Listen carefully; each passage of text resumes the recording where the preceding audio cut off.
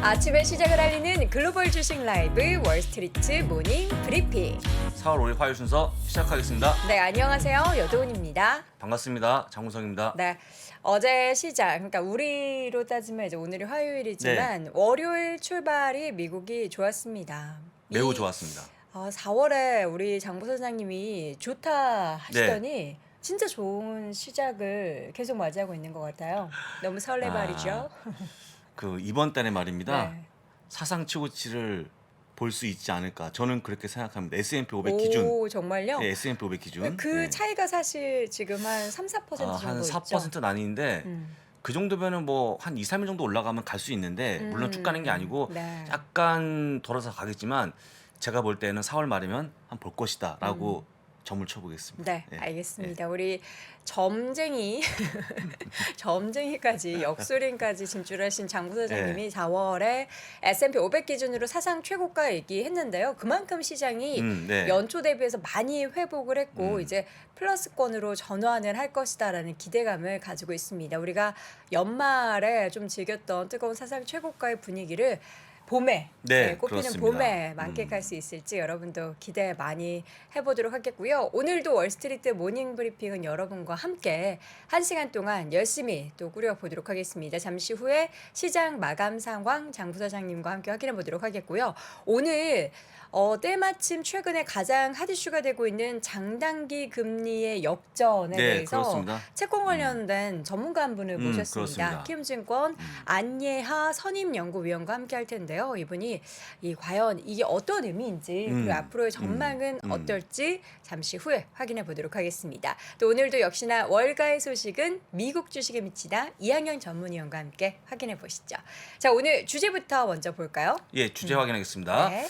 빅테크 기업들의 상승으로 3대 지수가 상승 마감했다고 적었고요.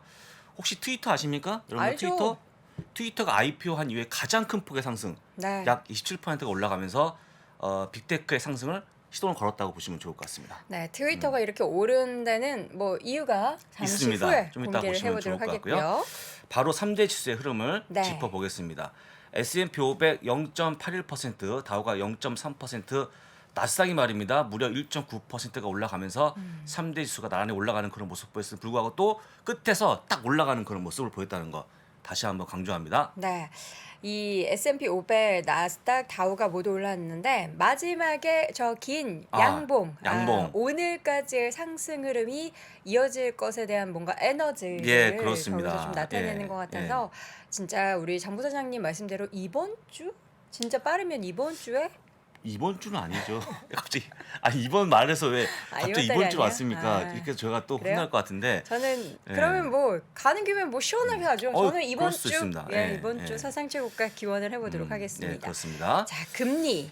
좀 이따가 그 이유는 들어보시면 좋을 것 같고요. 네. 한번 볼 건데 단기, 장기의 금리가 아직까지 역전된 그런 모습으로 보여집니다. 2년물이 2.42%, 10년물이 2.397%로 이게 조금 바뀌어야 되는데도 불구하고 여전히 유지가 되고 있으니까 좀 이따가 한번 이유를 들어보시면 좋을 것 같고요. 네. 오늘에 올라온 그런 시동을 걸었던 분이 바로 이 부분인데 트위터. 트위터를 9.2% 지분 확보하면서 주가가 올라가는 그런 모습 보였는데요. 일론 머스크가 최대 주주로 등극하는 그런 모습을 보였습니다.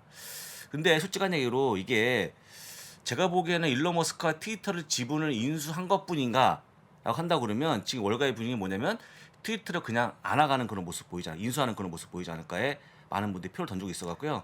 조만간 어떤 특별한 기사가 나올 걸로 보입니다. 저는 그런 생각도 들었어요. 뭔가 일론 머스크가 트위터를 통해서 자신의 좀 이렇게 속내를 많이 표현을 하고 표현했죠. 언론 플레이를 하잖아요. 근데 많은 사람들이 트위터를 안 하니까 좀 해라. 트위터 안 하십니까? 한국에서는 사실 많이 안 하고 미국도 보면은 좀 그럼, 유명인들이 이제 자신의 의견을 표출하는 데 쓰지 뭐 일반인들이 저 다른 거 하잖아요. 그 뭐 틱톡, 인스타그램, 뭐 슈퍼챗이 아니고 그거 뭐죠? 슈퍼챗은 쏘는 거고 그 뭐죠? 빨리 없어지는 거? 스냅? 스냅챗.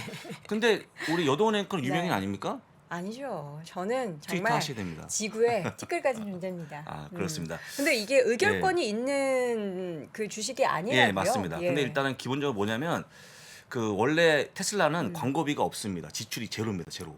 한 번도 쓴 적이 없거든요. 그러면 이제 무슨 얘기냐면 보통 이분이 글 쓰는 거 좋아하고 글 쓰는 걸 통해서 트위터를 통해서 뭔가 홍보하는 수단을 그쵸. 삼지 않을까 싶어갖고 그런 얘기가 나오는 건데요. 제가 볼 때는 트위터를 좋아했던 분이 또 한 분 계셨거든요. 과거에. 트럼프. 예, 트럼프. 그러니까 이렇게 뭔가 말 쓰는 걸 좋아하는 분들이 이용하기 때문에 제가 볼 때는 일론 머스크의 트위터 사랑이 앞으로 이어지지 않을까 그렇게 기대해 볼 수 있을 것 같습니다. 네, 네. 과연 이 트위터의 지분의 9.2%의 주식을 매입한 게 또 앞으로의 행보에 어떤 그렇습니다. 의미가 있을지는 좀 더 지켜봐야 될 것 예. 같고요. 자, 그다음 이야기는 네. 이건 뭐예요? 그래서 테슬라가 지금 1조 네. 달러가 넘어가는 그런 시총을 보이고 네, 있는데 메타 플랫폼스의 딱 2배입니다. 우리 박종훈 팀장님이 예. 최근에 매수했죠. 한 3억 예. 샀다던데. 네. 많이 웃겠습니다. 사셨더라고요. 웃겠습니다. 그래서 물어보는 거죠. 테슬라 한 주를 갖겠습니까? 메타 플랫폼 두 주를 갖겠습니까? 라고 여덟님께 제가 여쭤보겠습니다. 어떻게 하시겠습니까?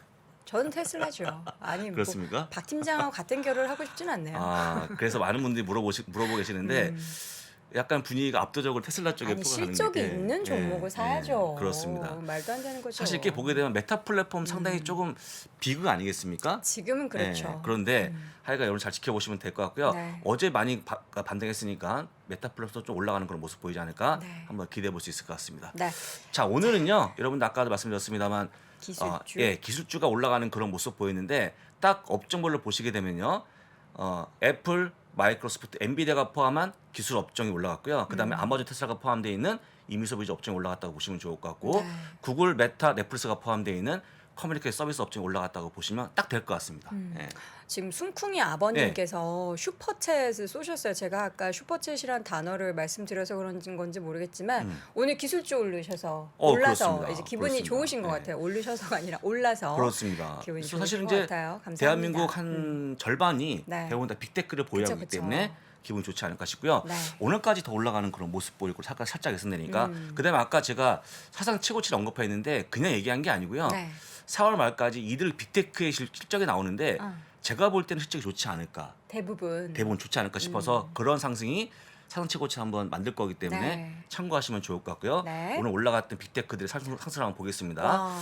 자, 애플이 2.37, 마이크로소프트가 1.79 쭉 해갔고요. 넷플릭스가 4.83에 올라가는 그런 모습 보였습니다. 다 전부 올라가는 상승이었습니다. 예. 넷플릭스까지 올라갔다고요? 넷플릭스는 사실 많이 좀 지지부진해가지고 그렇습니다. 예. 지금은요, 빅테크, 테크, 기술주가 다 올라가는 상황이기 때문에 다시 한번 얘기하지만 그냥 올라가는 게 아니고 실적에 대한 기대감이 깔려 있다는 거 맞아요. 다시 한번 기억하시면 좋을 것 같습니다. 네, 빅테크 관련해서 그래서 이제 간밤에 ETF 중에서도 관련된 ETF 많이 올랐고 오랜만에 그 아크 인베스트먼트의 ETF도 올랐더라고요. 오늘 아크 같은 게 빠질 수가 없죠. 네. 살짝 올라갔겠지만 근데 한 4% 올랐어요. 그렇습니까? 많이 바닥에 올랐네요. 있으니까. 그러니까 아직까지는 그렇습니다. 근데 그게 이제 아주 의미 있는 상승은 아직까지는 좀 이르기 아쉽죠. 때문에 네, 좀 그건 더 좀 시간을 아쉽죠. 두고 보시면 좋을 것 같습니다. 네. 그다음 아까 얘기했던 4월 굉장히 좋은 달인데 이걸 제가 바꾸겠습니다. 네. 과거 20년 동안 가장 좋은 달은 네. 4월이다. 우리가 날일, 달월 이렇게 예, 쓰죠. 그렇습니다. 예, 우리 제가 이걸 한문을 틀렸더니 좋아하시는 것 아까 같아요. 또 바로 지적을 네, 하셔가지고 네. 그래서 네. 바로 월을 달로 바꿉니다. 네. 그래서 보시게 되면 4월이 가장 많이 올라갔던 달이었습니다. 2.41%. 그러니까 이번에 그냥 무조건 한번 갈 거로 보이고요. 하단치고 찔 거로 보이니까 마음 편하게 보시면 좋을 것 같습니다. 4월이 좋았고 그 다음에는 11월. 11월이 좋았고 예, 좋았습니다. 7월이 네. 좋았고 7월 좋았습니다. 10월이 좋았고 아 저 어렸을 때 저거 에이프릴 뭐 이거 외웠던 거 생각이 나네요. 근데 일단은 좋은 게 하나 있어요. 뭐요? 안 좋았던 1월이 이미 지나가지 않았습니까? 1월, 하나 벌었다, 2월. 하나 벌었다. 예, 라고 네, 좀 지나갔어요. 보시면 지나갔기 지금 때문에 앞으로 남은 달이 많아요. 남은 거는 좋은 거니까 한번 기대해서 보시면 좋을 것 같습니다. 네, 4월에 대한 기대감을 더 증폭시키는 네. 그런 차트였고요. 자, 이번에는 맵을 볼 텐데 아주 극명하게 뭐 홍팀 뭐 무슨 팀이라고 그래? 녹팀. 녹팀입니다. 뭐라 청팀이냐 아니, 청팀 청팀이라기엔 초록색이니까. 네. 청팀과 홍팀인데 사실 이 맵을요 여러분들 대각선을 선을 그으시면 딱 갈립니다. 그렇게 구성한 거거든요. 그래서 성장이 다 올라가는 그런 모습 보였다는 거 보시면 되고요. 가치는 반면 빠지는 그런 모습 보이는데 네. 한번 아래쪽에 보시면 버크셔 사이가 약간 중간에 걸쳐 있지 않습니까? 음. 성장 반, 가치 반. 네, 반반. 갈려 있다 보시면 네. 될 것 같고요. 어쨌든 여러분들 맵을 보실 때 이렇게 보시면 왼쪽이 많이 올라가는 그런 모습을 보일 거로 보이니까 참고해서 보시면 좋을 것 같고 아까 보여드렸던 빅테크가 전부 다 올라갔던 그런 모습이 보여주고 있습니다. 네. 이 가운데 넷플릭스가 올랐는데 디즈니가 좀 최근에 부진해서 우리 시청자분 중에 발명국님이 디즈니 좀 구해줘요. 아, 디즈니는요. 확실한 리오프닝이 돼야 됩니다. 겠죠? 열려갖고 그러니까 테마파크 열리고 네. 많은 분들이 가셔야지만 주가 올라갈 거기 때문에 지금보다 조금 더 걸릴 것 같은데 한 5월 정도면 가지 않겠습니까? 근데 중요한 게 뭐냐면 중국이 열려야 되는데 네. 중국이 닫히다 보니까 좀 어려워지는 그런 모습으로 간다는 거 다시 한번 확인드리고 네. 지금까지 좋은 얘기를 말씀드렸고요. 음. 안 좋은 얘기 한 가지만 해보겠습니다. 무슨 안 안 좋은 좋은 얘기. 얘기? 지금 이제 보시는 것처럼 여기는 표기가 안 돼 있지만 경기가 어두워지면 안 좋아지는 업종이 하나 있습니다. 안 좋아지는 업종. 예, 그게 바로 우리가 예, 금융주 얘기는 최근에 많이 했었는데 했습니다. 근데 그건 이제 다 아는 내용이고요. 가장 안 좋은 업종이 물류 및 운송 업종이 안 좋아집니다. 그래서 저희가 예. 그 기차 예. 그렇죠. 관련된 기업들 뭐 기차 얘기했었잖아요. 아니면 페덱스 같은 기업들이 안 좋아지고 주가가 빠지는 그런 모습 보여주고 있는데 보통 기업들이 경기가 어려울 때는 물류 비용을 아낀다라고 보시면 좋을 것 네. 같아요. 하다 보니까 이렇게 좋은 장에 4일 연속 하락하는 그런 모습을 보여주고 있다라고 좀 보시면 좋을 것 같고요. 관련 ETF가 IYT니까 참고하시면 좋은데 제가 볼 때는 말이죠. 이런 경기 전망에 대한 어두워지고 있는 모습이 상당 기간 동안 이어질 거로 보이기 때문에 더 하락하는 모습 보이지 않을까 싶으니까 철도 기업들 그다음에 특수성 업체들도 좀 멀리 하시면 좋을 것 같고요. 여러분들 이제 그 만약에 경기가 좋아지면 또 빠르게 올라갈 거기 때문에 그때 한번 잘 보시면 좋을 것 같다는 말씀까지 들어보도록 하겠습니다. 네. 자, 이 가운데 어제 글로벌 라이브 시간에 스타벅스를 언급을 하셨었잖아요. 네. 근데 사실 스타벅스의 주가가 최근에 고점 대비해서 좀 밀린 그런 상황 속에서 네. 자사주 매입을 중단했습니다. 중단했다. 제가 이제 오늘은 말씀 안 드리려고 했는데 아침 네. 좋은 시간이니까 근데 네. 이제 자사주 매입을 중단하는 자체가 주주한테는 안 좋은 거거든요. 그렇죠. 가지고 있는 사람에게는. 예, 근데 많은 분들이 지금 추가적인. 그러면 스타벅스 실적이 안 좋냐? 올해 굉장히 좋은 실적을 발표할 거로 예상하고 있거든요. 네. 그래서 여러분들이 보기에 단기적으로는 주가가 빠졌지만 결국 직원들이 회사에 대한 어떤 그런 충성도가 나와주면 주가가 올라가는 그런 모습을 보이지 않겠습니까? 사람이 미래다. 그렇죠. 네. 그래서 저희도 지금 3%의 미래가 저하고 사람이죠. 또 여동원 앵커 어깨에 담겨 있지 않습니까? 그쵸, 무거워 그쵸. 죽겠습니다 요즘에. 좀 내려놔야겠어요. 내려놔야 되는데 하여간 그게 중요하기 때문에 저는 이제 오늘 하락은 네. 다시 한번 매수할 수 있는 기회이기 때문에 잘 보시면 좋을 것 같고요. 오늘 밤에 제가 특별하게 네. 글로벌 I 시간에 다시 한번 분석을 해보겠습니다. 이게 이제 월가에서 이거를 어떻게 해석하느냐가 또 주가에 네, 영향을 미칠 그렇습니다. 텐데 일단 전반적으로 이 직원들에게 베푸는 그러한 뭐 뭔가 복지나 월급 인상 이런 것들이 추후에 실적에 긍정적으로 영향을 줄 거다라고 분석이 나오고 있는 그렇죠. 건가요? 지금 작년에 12개가 노조가 설립이 됐어요. 매장마다. 스타벅스에? 예. 근데 이제 중요한 게 뭐냐면 스타벅스 직원들이 혹시 너무 버릇 없다 하시는 분 계십니까? 제가 질문 드려보겠습니다. 뭐 아니 아주 간혹 간혹? 오늘 있어요? 기분이 조금 안 좋으신가 보다. 그런 거 느낀 적 예, 있습니까? 그런 건 있지만 뭐 아. 그분의 기분을 뭐 제가 탓할 수는 없잖아요. 주로 소도시 쪽에서 그런 현상이 발생하는 걸로 그래요? 보입니다. 네. 전 대도시에 살고 있습니다. 근데 80만 국민이 살고 있는. 대부분 다 네. 되게 친절하잖아요. 어, 친절한데 네. 그 이면에 물론 급여를 많이 올려준 것도 있지만 1년에 2번 정도 올려주거든요. 근데 그게 돈을 쓴다고 생각하지 마시고 네. 늘 얘기하지만 직원들을 뭔가 앞에 내세웠던 분들이 회사를 위해서 친절하게 한다 그러면 그게 꼭 매출로 이어지는 그런 모습이 그쵸, 나오지 않을까 그쵸. 싶어갖고 특히 과거에 말이죠. 월마트가 새로운 CEO가 왔을 때 가장 먼저 한 일이 뭐냐면 직원들의 복지를 올려준 거거든요. 대표적인 감정 노동자 아니겠습니까? 네. 해서 그런 쪽에 비용 지출보다는 오히려 그분들을 통해서 회사 매출을 올리는 거기 때문에 좋은 가치에서 보시면 어떨까라고 다시 한번 말씀드리고요. 저는 스타벅스 굉장히 좋아하는 사람이니까 알아서 들으시면 좋을 것 같습니다. 이 저번에 우리 애청자분께서 한 분이 그 스타벅스 음료 쿠폰 엄청 많이 주셨는데 기프티콘을 저한테 한 장도 안 온 거 보니까 우리 장 부사장님의 인마이 포켓으로 들어간 것 같습니다. 제 배에 다 저장해 놨습니다. 그러니까 나중에 한번 꺼내서 어떻게 드릴까? 더러워요. 뭘 꺼내? 나 잠깐만. 아니 아, 제가 네. 쿠폰을 둘러드리겠다. 쿠폰으로. 네, 알겠습니다. 됐습니다. 예. 지금 88불을 기록을 하고 있고요. 네. 이전에 125불 선까지 올랐던 주가입니다. 사실 이제 단기적으로는 자사주 매입이 좀 주주 입장에서는 뭔가 수익원이 꿈기는 그런 입장이지만 그렇습니다. 앞으로 기업의 성장을 위해서는 또 기대할 부분이 많이 남아 있다라는 그런 시각도 네, 있으니까 그렇습니다. 앞으로의 실적과 또 주가 향방이 이게 어떻게 영향을 미치는지 여부는 확인해 보시면 좋을 것 같습니다. 자, 이렇게 해서 어제 방금 전 마감했었던 시장 분위기 확인해 봤고요. 잠시 후에는 키움증권 안예하 선임연구위원과 함께 돌아오겠습니다. 뭔가 그곳을 떠난다는 게 되게 믿기지가 않았거든요. 반평생보다 더 많이 거기서 자랐는데 갑자기 떠나게 된다니까 믿기지도 않았고. 여러분의 독립은 몇 살이었나요? 보육원의 아이들은 만 18세가 되면 시설을 나와 홀로 살아가야 합니다. 어른이 되기는 아직 이른 나이. 곁에 아무도 없다면 그것은 자립이 아니라 고립입니다. 18.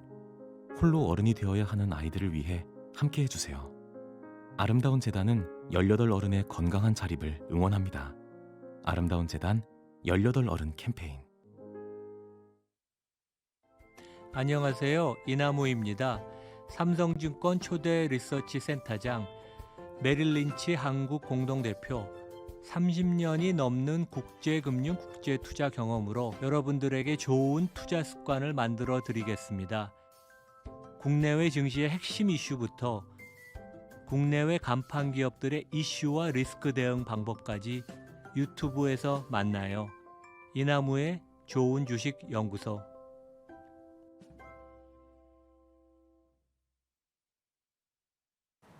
월스트리트 모닝 브리핑 함께하고 있습니다. 때마침 이분이 오셔서 그렇습니다. 다행입니다. 근데 저는 사실 채권 분야가 들어도 어려워요. 원래 어려워요. 그 채권 가격과 그 뭐죠? 뭐가 반대죠? 채권 수익률. 수익률이 반대고 제가 예전에 그 금융투자 상담사 공부할 때 그렇습니다. 그냥 통째로 외웠거든요. 근데 이 그렇습니다. 구조가 잘 이해가 안 돼서 늘 채권 얘기, 금리 얘기 나올 때마다 어려운데 오늘 또 이분께서 오셔서 참 다행입니다. 쉽게 설명해 주시기 바라며 네. 키움증권 안예아 선임연구원 함께합니다. 어서 오세요. 어서 오십시오. 네, 안연구원님 쉽게 설명을 해주세요. 알겠습니다. 참 어려운데 네.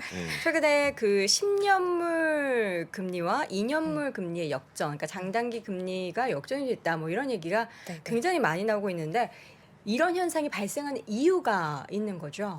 네, 사실 이제 지금 역전이 되면서 이제 사실 역전 이후에 시차를 두고 항상 경기가 침체가 찾아왔기 네. 때문에 지금 역전된 상황에 대해서 이제 시장 참여자들이 굉장히 많이 우려하고 있는 그런 상황인데 사실 이제 이러한 상황들은 항상 이제 금리 인상 초기에 항상 나타나는 현상입니다. 사실 이제 오히려 금리 인상을 시작할 때는 단기물에 대한 수요가 높습니다. 왜냐하면 단기물에 대한 수익률은 오히려 이제 고정적으로 확실하게 넘어가는 거기 때문에 이게 큰 변화가 있지 않은데 사실 또 지금 문제가 이제 보여드리는 화면처럼 장단기 금리의 이렇게 차이가 사실은 항상 동행하는 그런 특성을 가지고 있는데 지금 보시는 것처럼 이제 벌어졌어요. 맨 오른쪽 보시면 2년물과 10년물 차이는 이제 역전이 된 상황인데 네. 10년물과 3개월물 금리는 오히려 확대되고 있는 양상입니다. 근데 오히려 이제 이 확대가 될 때는 경기가 개선된다라고 이제 해석을 보통 하고요. 오히려 이제 이게 축소가 되면 이제 경기가 침체에 다가오고 있다라고 해석이 되기 때문에 네. 이게 완전히 다른 양상이라서 지금 시장 참여자들이 굉장히 헷갈리네요. 혼란스러운 그러네요. 상황인데요. 또 문제는 이제 파월 연준 의장이 지난 이제 발언 때 뭐라고 했냐면 10년 2년 차이를 보지 마라. 10년 3개월물 차이를 봐라. 아, 그래요? 네. 좋은 거 봐라 이거. 네. 상관없는 겁니까? 보지 그건? 말고. 뭘 봐도 상관없어요?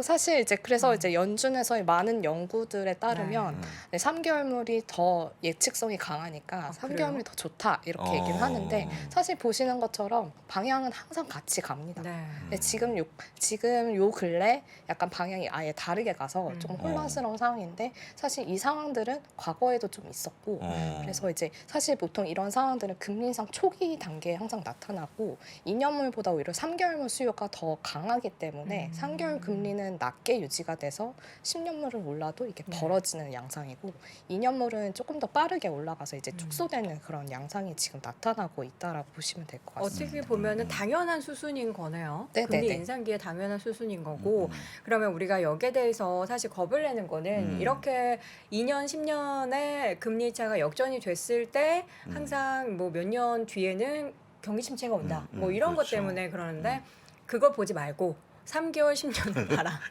저 편한 대로 예. 보면 될 것 같은데요. 믿어도 되는지 뭐 누가 누굴 믿겠습니다. 그렇죠. 네, 시장에서 누가 누굴 믿겠냐마는 그래도 뭐 믿으라면 믿어야죠. 네, 그렇습니다. 네, 과거에도 이런 일들은 있었잖아요. 언제 있었었죠? 네, 과거에 제가 그래서 좀 뜯어봤더니 사실 이제 과거에 이제 보여드린 화면을 보시면 네. 78년이랑 94년에 좀 오, 이러한 굉장히 양상들이 예전이네요. 나타났습니다. 제가 이게 조금 이렇게 잘 안 보일 수 있지만 네. 파란색 선으로 좀 이렇게 표시를 해놨고요. 네. 네, 이 시기에 보시면 3개월물 금리 이제 금리 차는 좀 확대되는 가운데 2년물은 좀 축소되거나 횡보하거나 하는 그런 양상들이 똑같이 지금과 같이 좀 나타났는데 네. 사실 이런 그 이 두 시기의 공통점이 뭐냐라고 했을 때는 이 두 시기 모두 인플레가 급등하던 시기에 지금의 연준이 아. 조금 급격하게 정책을 바꾸던 그 시기에 항상 나타났던, 사실 어떻게 보면 지금과 굉장히 유사하다고 그러네요. 볼 수 있을 것 같습니다. 그럼 이때도 그러면 이렇게 되고 나서 그 보통 말하는 한 2년 뒤에 경기 침체가 실제로 나타났나요? 그때 그 연준의 대응에 따라 조금 달랐는데요. 94년에는 금리 인상을 하다가 보시는 것처럼 2년물이 이제 역전의 직전에 왔을 때 네. 연준이 금리 인상을 멈춥니다. 그러면서 이제 경기 침체로 오지 아. 않았고요. 브레이크를 잡았군요. 78년 이때는 이제 그때는 스태그플레이션 시기였기 때문에 네. 연준이 급격하게 금리 인상을 단행을 합니다. 그러면서 조금 이후에 이제 경기 침체가 나타났던 시기여서 조금 연준의 대응에 따라서 침체의 여부는 달라지게 되어 있습니다. 과거에 저 때 이제 70년대 한번 크게 호되게 당하고 나서 이제 90년대에는 이러면 안 되겠다고 브레이크 잡았으니까 그럼 이번에도 좀 브레이크를 근데 잡을 수 지금 있을지? 문제는 뭐냐면 음. 지금 2년물이 너무 급격하게 빠르게 빠졌다라는 네. 거예요. 그래서 이게 그 사실 금리 인상 딱 한 번 했는데 이러한 상황이 발생하니까 시장에서는 어떻게 되는 거냐라는 네. 말들이 좀 많은 그런 상황이라 보시면 될 것 같습니다. 그러면 앞으로 이렇게 지금 역전되니 있는 이런 상황이 좀 당분간 지속될 거라고 봐야 되나요? 네, 저는 아무래도 연준이 계속해서 금리 인상을 예고한 상황이기 때문에 단기물 금리는 계속해서 올라갈 수밖에 없는 그런 상황이어서 역전의 상황이 조금 더 지속이 될 수밖에 없다라고 판단하고 있습니다. 네. 큰일 났네. 이게 우리가 생각하는 게 인플레를 잡아야 되고 음. 또 그렇게 되면은 뭐 이 채권 시장의 흐름을 보니까 경기 침체가 향후 몇 년 뒤에 나타난다고 또 하는데 시장에서는 아니야 몇 년 뒤 보지 말고 3개월 뒤만 봐. 네네. 그래서 이게 3개월물 금리는 벌어져 있으니까 네. 연준에서는 금리 인상 폭이 남아 있다. 충분히 우리 아, 여유가 있기 때문에. 운이 있다고 보는군요. 네, 그래서 우리는 금리 인상 할 거야라고 얘기한 거랑 사실 마찬가지라고 보시면 될 것 같아요. 아니면 10년물을 막 올리면 좋을 텐데. 그래서 10년물을 올리는 방법으로 지금 이제 자산 아예 긴축을 하겠다 네, 네. 하고 있는데 음. 이게 얼마만큼 시장에 효과가 있을지는 사실 이제 다음 음. 달부터 시작되는 걸 한번 봐야 될 것 같아요. 그렇죠, 그렇군요. 네네. 그러면은 지금의 흐름에서 장기 금리 같은 경우에는 얼마나 더 오를 거라고 우리가 보고 시장을 대응해야 되나요? 근데 지금 문제는 장기 금리에 대해서 어느 정도 조금 상단에 지금의 어느 정도 단기 고점에 와 있다라고 좀 해석을 할 수 있을 것 같은데요.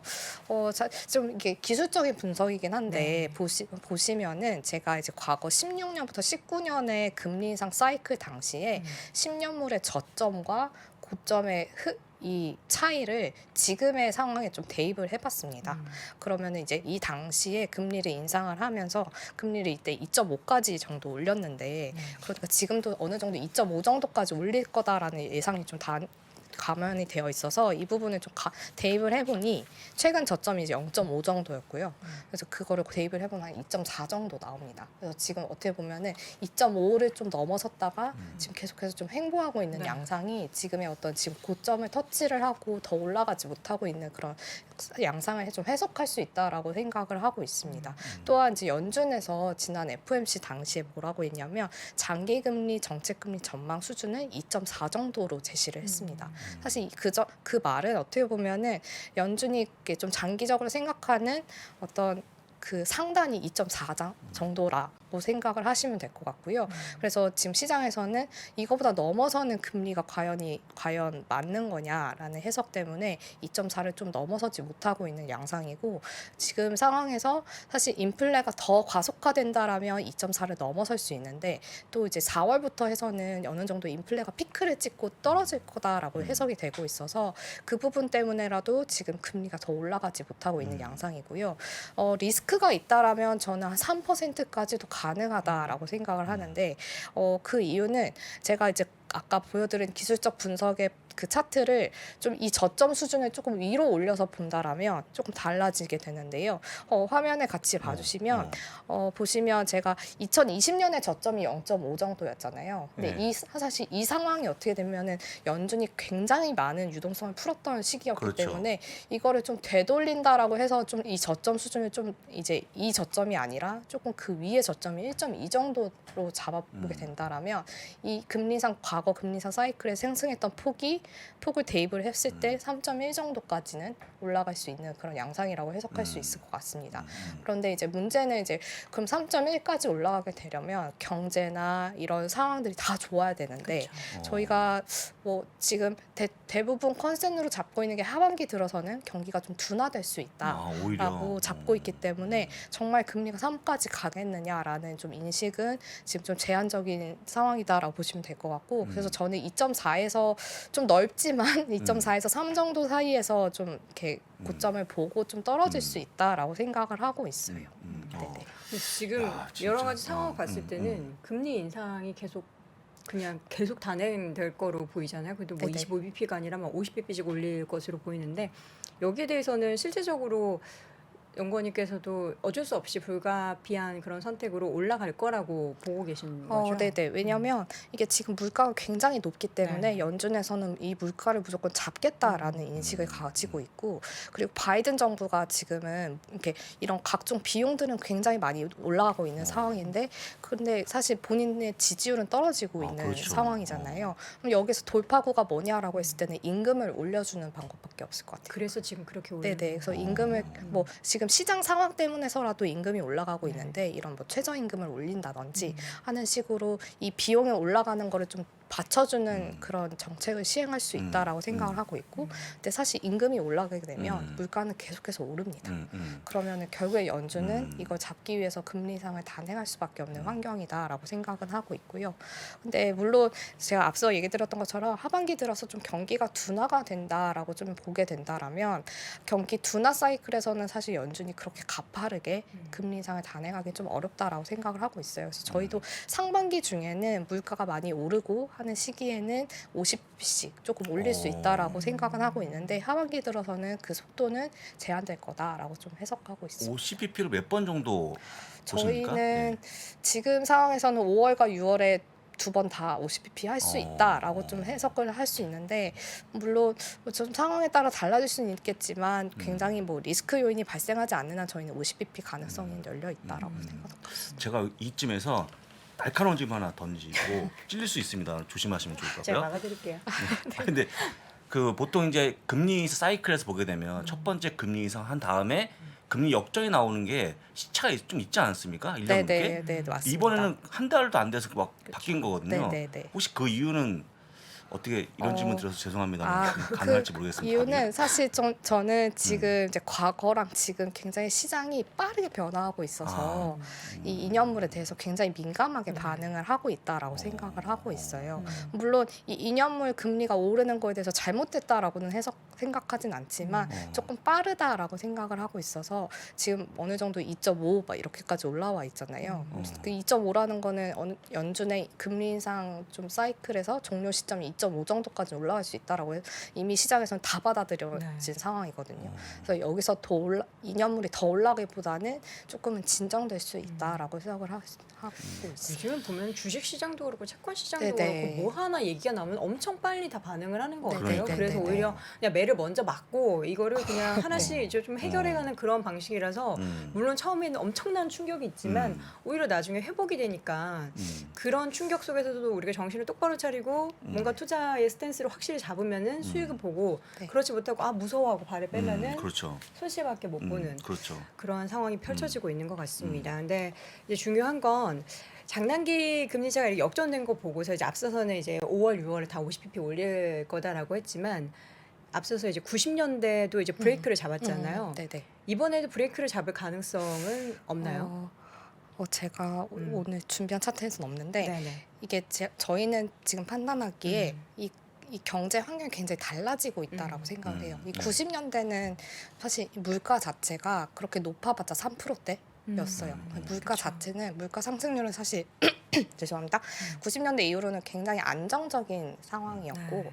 근데 과거 스태그플레이션이나 지금 상황이나 보면은 물가가 굉장히 많이 올라가고 있습니다. 그래서 물가가 안정되어 있는 상황에서는 연준은 오히려 성장에 조금 더 포커스된 정책을 시행을 했었어요.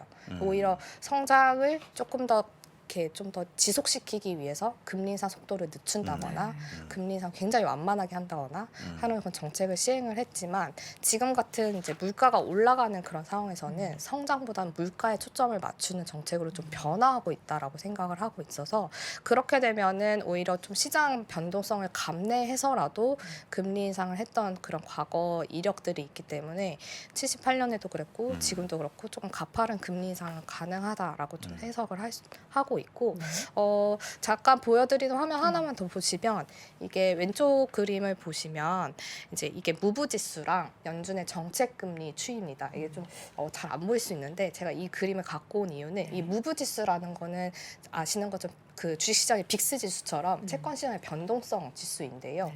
변동성 지수가 사실 과거의 금리 인상기 때는 오히려 변동성 지수가 화살표 방향처럼 떨어지는 양상이었습니다. 오히려 금리 인상기 때 그렇게 시장의 변동성은 오히려 이미 다 그 전에 충격을 받았고 떨어지는 그런 양상을 보였던 반면에 이 94년과 지금은 어떻게 보면은 금리 인상기에 이 무브지수가 굉장히 가팔라지고 있다라는 거죠.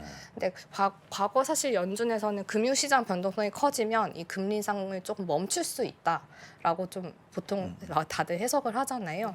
근데 94년에도 그렇고 지금도 저희는 좀 비슷하게 94년처럼 조금 금리 인상기 때 이 무브지수나 이런 시장의 변동성이 확대가 되더라도 연준은 이거를 감내해서라도 이걸 좀 조정을 하겠다라는 의지를 이때를 통해서도 좀 확인할 수 있고 저희는 지금도 그런 양상이 나타날 수 있다라고 생각을 하고 있습니다.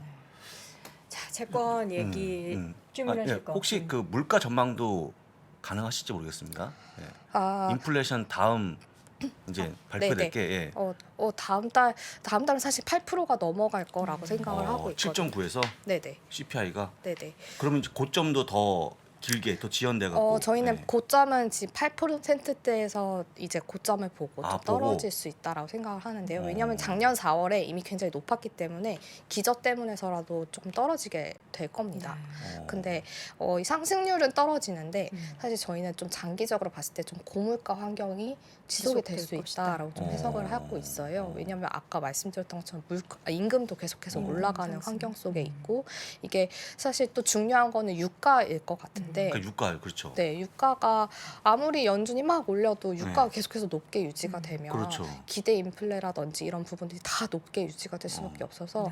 유가가 사실 과거 한 6, 70불대로 떨어지는 게 아닌 이상 네, 네. 이게 계속해서 높게 유지가 된다라면 그렇게 인플레가 빠르게 떨어지지는 않을 것 같습니다. 그래서 저희도 이제 2분기를 피크로 해서 점차적으로 완화될 수 있다라고 생각하는데 뭐 하반기 말에 들어서는 사실 뭐 한 3, 4%대까지도 겨우 떨어지지 않을까라고 생각을 하고 있습니다. 그렇군요. 방금 좀 이야기 참, 나눠봤는데 네. 저는 이제 채권의 치읓만 들어도 이렇게 좀 치가 떨리는 그런 어려운 영역이라고 생각하는데 간단하게 정리해 보면 우리가 지금 걱정하고 있는 부분이 있잖아요. 네네네. 향후에 뭐 경기 뭐 사실 아직 2년 뒤 뭐 이렇게 얘기해서 네네. 너무 멀리 느껴지지만 네. 이 걱정하고 있는 부분을 우리가 지금 걱정해야 하는 건가요? 사실 과거 패턴을 보면은 사실 굉장히 좀 시차 1, 2년 정도의 네. 시차를 뒀고 오히려 그때 보면 주식시장 굉장히 좋았잖아요. 음. 그래서 사실 정말 우려를 해야 되는가라고 했을 땐 저는 아니라고 좀 생각을 하고 있고 이 금리 차의 역전이 무조건 경기 침체로 이어지는 건 아니다. 아니라고 생각을 하고 있어서 네. 오히려 보여드렸던 것처럼 10년과 3개월물은 계속해서 벌어지고 있는 그런 부분들이 오히려 조금 시간을 더 벌어주고 있는 상황이라고 생각을 하고 있고요. 경기 차원에서 보면은 사실 이제 연준이 제시하고 있는 올해 성장률도 계속 뭐 2%, 3%대잖아요. 뭐 경기 침체는 아닙니다. 그래서 사실 경기 침체를 우려할 상황이냐라고 했을 땐 그건 아니라고 생각을 하고 오히려 코로나 회복 이후에 어떤 이연 수요가 계속해서 뒷받침되고 있고 저희 하우스에서 계속해서 그런 소비주나 이런 부분들을 밀고 있는 이유도 이런 부분들을 계속해서 떠받쳐주고 있다라면 사실 경기 침체까지는 아니기 때문에 그리고 조금 아까 말씀드렸지만 시장이 굉장히 빠르게 다 반영을 그쵸. 하잖아요. 근데 연준도 이게 사실 테이퍼링을 처음 얘기했을 때도 조금 시장의 변동성 있었지만 다 받아들인 상황에서 테이퍼링 시작을 하니까 사실 시장에서 큰 변동성은 없었거든요. 그래서 지금도 금리 인상을 조금 가파르게 할 수 있다라고 하면서 시장이 다 반영한 그런 상황이라면 조금 실제 이게 실제 50bp 인상을 하고 이렇게 됐을 때 시장의 반응이 과거만큼 그렇게 충격적이지는 않을 거다라고 좀 저는 판단하고 있습니다. 마지막으로 이 질문 드려야겠네요. 그 연준의 자산이 한 8.9조 달러 되지 않습니까? 네네네. 근데 그거를 본격적으로 좀 축소하는 시기는 언제쯤으로 좀 예상하십니까? 본격적으로 축소하는 거는 이제 5월부터 논의가 될 것 같은데. 네네 5월에 아마 발표를 할 것 같아요. 그렇죠. 예. 이번 주 FMC 의사록에 QT 논의 내용이 다 담길 거다라고 했기 때문에 이미 이번 주 의사록을 통해서 다 이제 연준의 좀 의중을 파악할 수 있을 것 같고 5월부터 시작을 할 것 같고요. 근데 이제 연준이 지난 파월 의장이 뭐라고 했냐면 예상하는 수준일 거다라고 했어요. 그러니까 예상하는 수준. 예상하는 수준이 뭐냐라고 했을 때는 갖고 있는 자산의 만기가 도래했을 때 그거를 만기 도래했을 때 이제 그걸 처분하는 정도. 그러니까 있는 거를 처분하는 게 아니라 만기가 도래한 것만 이제 넘겨주는 그 정도라기 때문에 사실 가파른 속도의 QT는 아닐 거라고 좀 해석을 하고 있어요. 그래서 오히려 시장의 충격은 제한적일 것 같은데 이게 정말 효과적인지는 좀 두고 봐야 될 것 같습니다. 알겠습니다.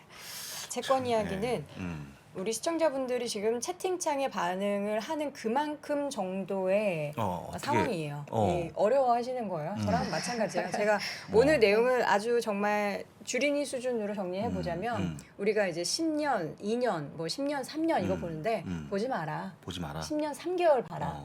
근데 그거를 믿어도 될지 여부는 모르겠는데 어쨌든 이걸 봤을 때는 지금 상황에 대해서 크게 우려할 부분이 아니고 상반기에는 5월, 6월에 50bp 금리 인상에 대해서 우리는 이미 그런데 그걸 시장이 거의 반영을 하고 그렇습니다. 있다라는 거고 고물가는 당분간 지속되는데 이 가운데 있어서 여러 가지 인플레이션을 잡는 그리고 그 상황 속에서 자산 매입 축소는 5월경 우리가 5월경, 예상을 해볼 수가 다음 달 있겠다. 중에 이 한다는 정도 정리하면 되나? 제 포인트를 혹시 놓친 게 있다면 네, 말씀해 네. 주시죠. 네, 잘 정리해 주신 것 같습니다. 정리 잘 네. 끝났습니다. 알겠습니다. 자, 이거 어려운 내용인데 사실 우리 안예아 선임 연구원 네. 같은 분이 이렇게 조목조목 설명해 주셔야 그나마 좀 이해가 됩니다. 이해됐습니까?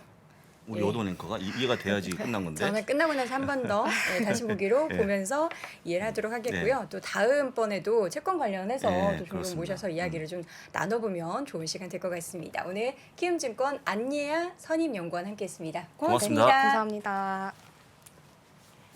배우 신민아입니다. 지금 운전하고 계신 자동차 몇 킬로나 타세요? 1년에 10,000킬로도 안 탄다면 캐롯 퍼마일 자동차 보험 꼭 알아보세요.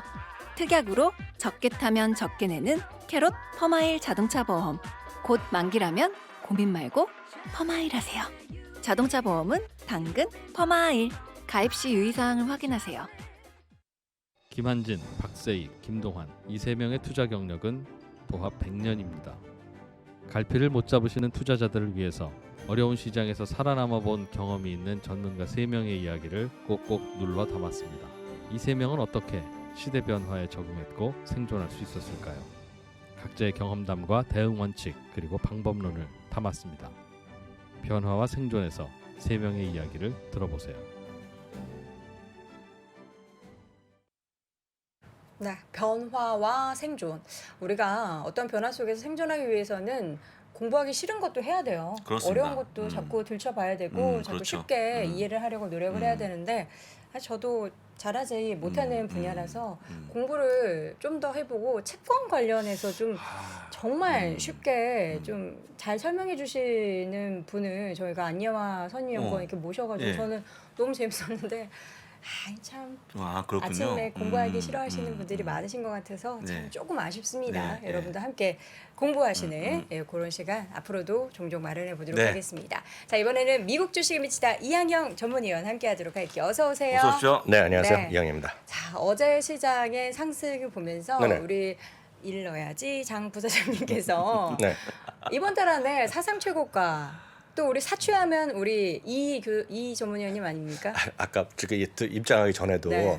여기 또 높은 분 계시잖아요. 네, 3%에 네. 그분도 지금 그 상체효과 다시 가는 거 아니냐고. 아, 그래요? 예, 저랑 그래서 함께 제가 하시네요. 그냥 웃었습니다. 제가. 네. 아이, 그럼 그러다 가면 좋은 거죠. 마음을 비우고 있다가 가면 좋은 거죠. 뭐 네. 간다, 뭐 예측 그런 거 잘 안 하죠 저는. 네. 오늘 하루 시작 보면 오늘 한마디로 기술주 중심. 물론 가장은 다 아시겠지만 트위터에 대한 역시 일론 머스크가 뭐 열일한 오늘 하루가 되겠고. 왜 이렇게 웃으세요? 예? 아니 열일을 너무 열심히 하셔갖고 예. 하루에 한 번씩 기사가 나옵니다. 요즘 예. 최근에 일론 머스크 기사가. 요새 딴 기업들이 딱히 기사가 없나 봐요. 아니 보면 뭐 베를린 공장 열었죠. 그다음에 네네. 차량 인도 높아졌죠. 네. 네네. 좋은 기사만 나오는 거예요 계속. 잭도 씨 얼굴은 어둡던데 오늘 보면은. 아 그건 그렇죠. 네, 그렇죠. 예. 그건 그렇고요. 예. 기술주 중심의 초대형 성장주가 시장을 주도했다라고 보셔야 되겠고요.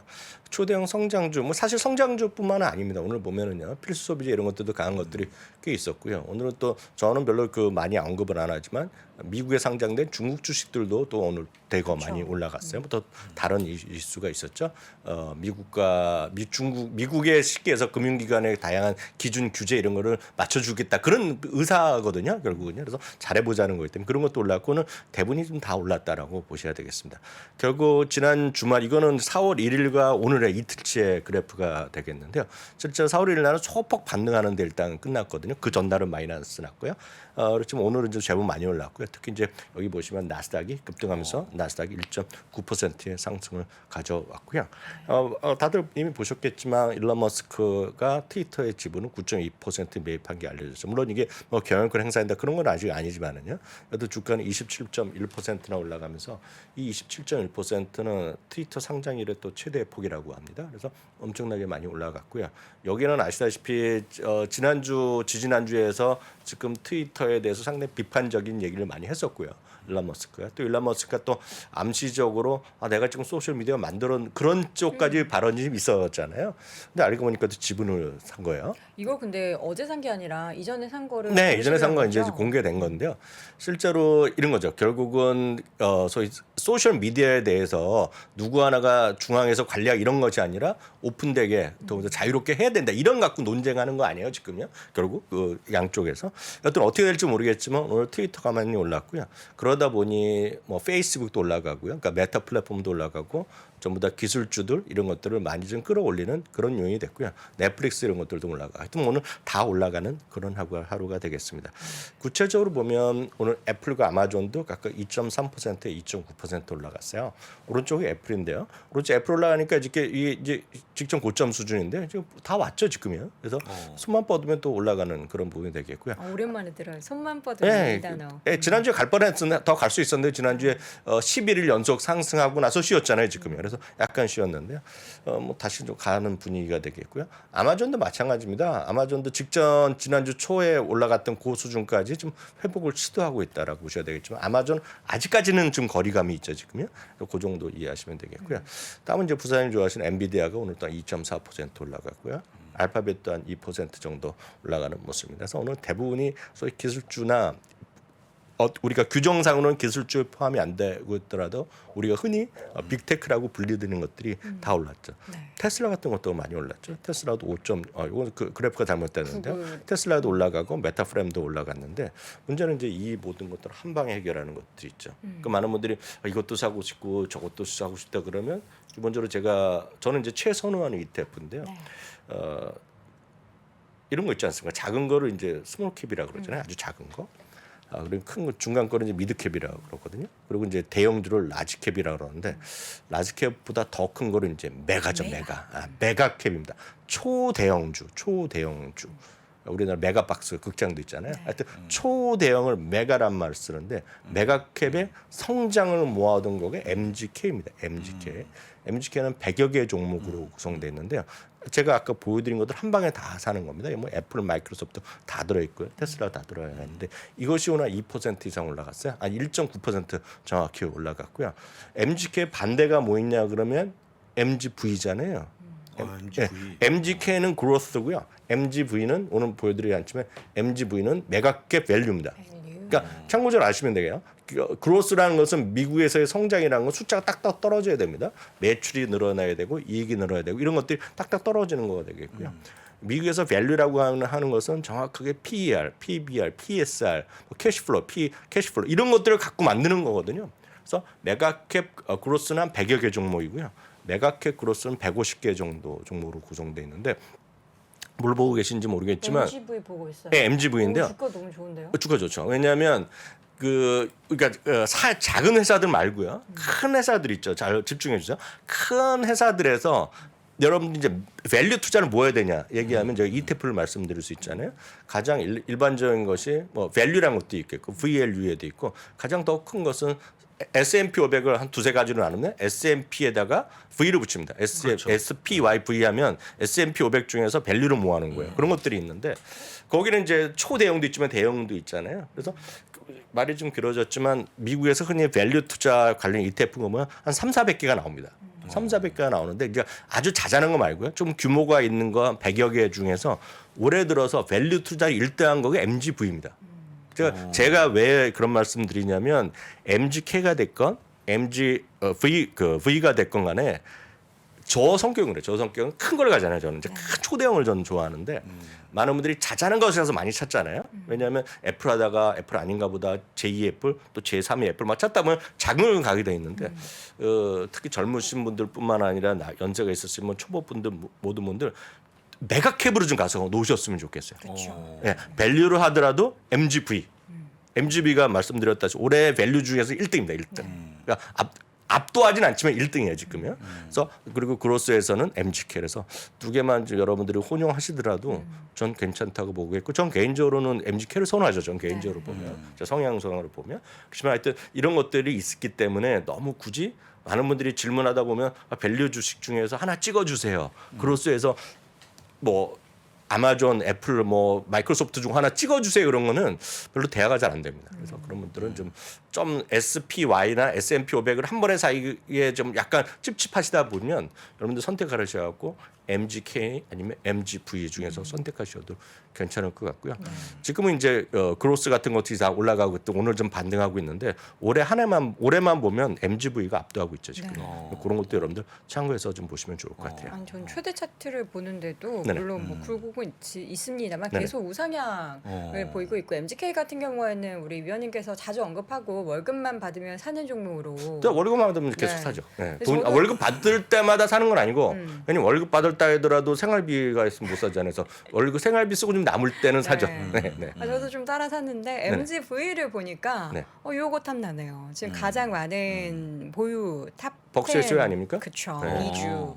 근데 금융주가 많아요. JP모건이나 뭐 존슨앤존슨 이런 게 들어있을 맞아요. 거고요. 유나이티드 네. 헬스그룹, 뭐 네. 엑슨모빌, 네. 뭐 컴캐스트 뭐 이런 종목들 담고 있는데 네. 이런 종목에게 합이 이렇게 또 계속 우상향 보이고 있다라는 거. 우리 시청자분들이 이런 큰 종목은 그냥 맘 편히 좀 모아가는 게 더 좋지 않을까. 그럼 뭐 각자 선호도가 있는데 다시 말씀드리면 이거는 우리나라에서는 별로 안 쓰는데 우리나라에서는 삼성전자급이라고 보시면 되겠죠. 초대형이라는 거죠. 메가라는 거죠. 메가. 그러니까 우리나라는 그렇게 분류 따로 안 하는데 미국도 그렇게 하진 않았지만 만든 말이죠. 자기네들이. 그래서 그러니까 S&P 500은 500개인데요. 이거는 100개랑 150개라고 보시면 돼요. 100개. 그로스가 100개. 그리고 저희가 150개라고 보시면 될 것 같아요. 섹터의 구분 없이 그건 절작의 숫자로 가는 겁니다. 숫자 참고하시면 좋을 것 같습니다. 네. 자, 종목 이야기 하나를 나눌 건데 네네. 질문을 하나 던지셨어요. 네네네. 그 2020년에요. 좀 한번 보여주면 진짜 어려웠잖아요. 어려운 정도가 어느 정도냐면 제 생각에는요. 부사장님은 저보다 한 2살 어리니까 또 보실 수 있을 것 같지만 저는 단언코 다시 못 볼 것 같아요. 2020년 같이 그냥 2, 3주 만에 그냥 34%가 떨어지는. 지수가? 예, 좀 화면 좀 잡아주시면 좋겠는데요. 그래서 2020년 진짜 큰 어려움이 있었거든요. 근데요, 어느 정도 어려웠냐면 완전히 퇴출됐던 회사가 있어요. 퇴출. 예, 퇴출한 게 이제 결국은 이제 그 파산 신청해서 이제 그 우리를 보면 정확한 용어는 핑크로 옮겨간 거죠. OTC로 갔다는 건데. 근데 작년 11월을 기억하는데 다시 복귀하는 기업이 있습니다.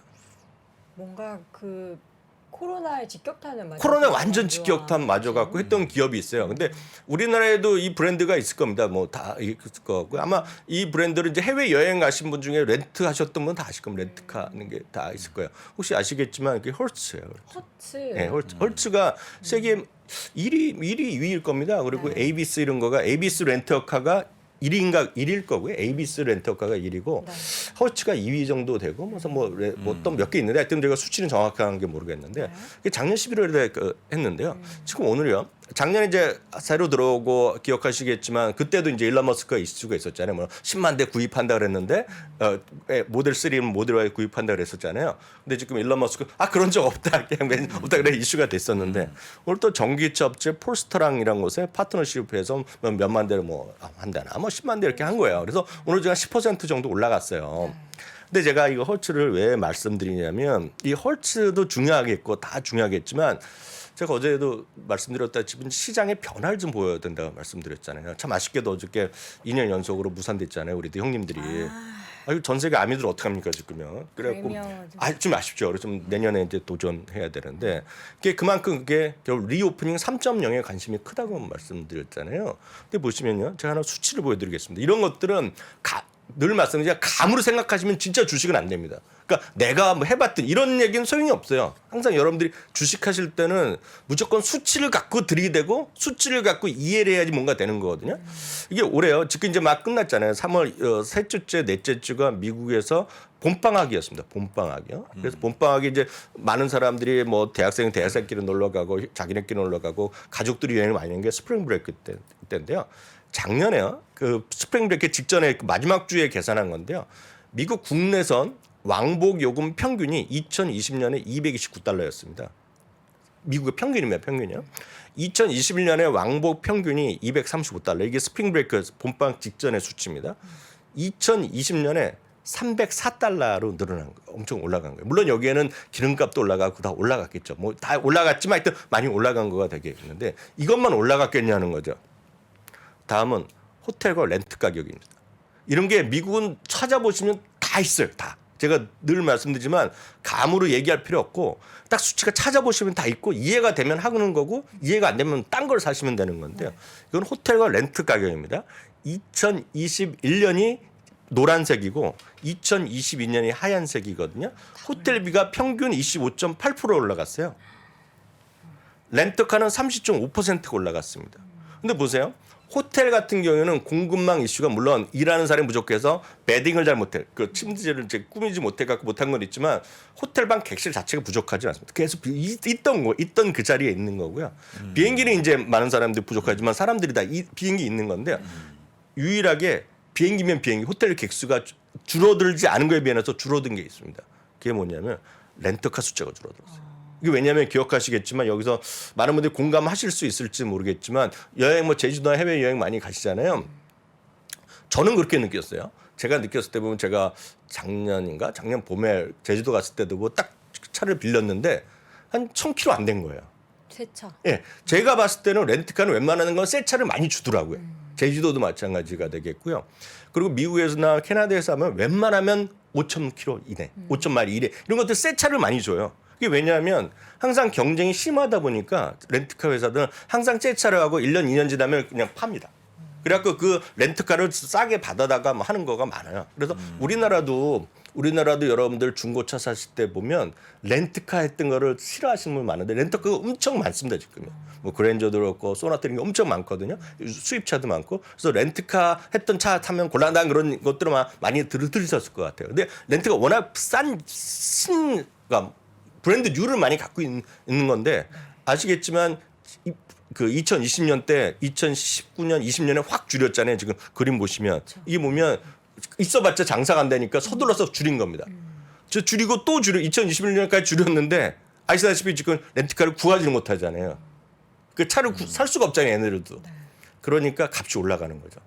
그래서 지금은 이 렌트카에서 얼마나 좋아질지 모르겠지만 결국은 값이 올라간 이유는 이런 데서 있는 거거든요. 그래서 이런 것들이 전반적으로 시장에서 리오프닝에 수혜해 줄 수 있다고 보고 있고요. 리오프닝에서 가장 큰 것 중에 하나가 결국은 항공주나 이런 거 얘기하실 텐데 저 같은 경우는 이제 카니발이라든가 노르웨지안 크루즈 이런 것들. 왜냐하면 이런 것들이 제일 마지막에 타는 것들이거든요. 그래서 여러분들 그런 것 좀 계속 좀 보시면 좋을 것 같아요. 그래서 이 부분은 저희가 4월 9일이죠, 부사장님. 예. 4월 9일 날 주말. 저희가 주말 라이브를 11시 하고요. 1시간 정도 하고 나서 그다음에는 응원 회원님들을 위한 리오프닝 특강이 있다는 거. 그래서 이번에 좀 더 자세히 수치를 갖고 늘 말씀은 수치 없는 얘기는 들을 필요가 없어요, 저는. 저는 수치 없이 그냥 제가 해봤는데 좀 올라갈 것 같아요 하면 저는 그냥 꺼버리고 더 이상 대화를 안 하거든요. 그래서 항상 뭔가 근거를 갖고 데이터를 갖고 얘기하는 시간을 갖도록 하겠다는 것도 여러분 참고하시면 좋을 것 같습니다. 네, 자세한 사항 리오프닝 관련된 세미나 자세한 사항은 미국 주식이 미치다 유튜브 채널에서 확인해 보시면 됩니다. 자, 이렇게 해서 오늘 월가의 소식 미국 주식이 미치다 이한경 전문위원 함께했습니다. 고맙습니다. 네, 감사합니다. 자, 월스트리트 모닝 브리핑 함께 했습니다. 이제 4월이 벌써 5일이나 지났어요. 게다가 벌써 오늘은 5일입니까? 식목일. 아, 식목일. 나무를 심는 날인데 얼마 전에 이제 강원도에서 큰 산불이 났었잖아요. 제가 그렇습니다. 이제 주말 사이에 이렇게 쭉 고속도로를 지나가면서 보니까 좀 벌거숭이 산들이 많더라고요. 그쪽을 또 지나가셨나 보네요. 네. 그래서 많은 우리 오늘 나무를 심는 것들을 좀 아이들과 함께 해보면 어떨까? 좋네요. 오늘이 안 되면 주말이라도 그렇습니다. 해보는 게 어떨까? 이제 우리 강산 푸르게 유지하기 위해서 어디서 들은 광고 같은데. 시장도 푸르게 미국 시장은 그렇습니다. 한국 미국 시장은 시장은, 붉게 붉게. 잠시 후 물들기를 네. 바라보도록 하겠고요. 저희는 어김없이 내일 오전 6시 30분 다시 돌아오겠습니다. 고맙습니다.